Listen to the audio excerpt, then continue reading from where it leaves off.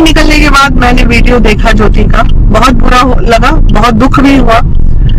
ऐसा नहीं है, एक महिला होने के नाते हमारा एकदम क्लियर है, महिला चाहे जैसी भी हो, महिला चाहे कोई भी हो, महिला है, हम उसके साथ हैं। क्लियर। महिला विकास मंच का एक पेज है हमारा, हर प्रताड़ित महिलाओं को मदद करना, हर प्रताड़ित महिलाओं को फर्स्ट प्रायोरिटी देना। और जब मैंने वो वीडियो देखा अभी ज्योति का, तो सही में बहुत मार्मिक, बहुत बुरा लगा, अच्छा नहीं लगा। गाड़ी में चलते चलते मैं देख रही थी।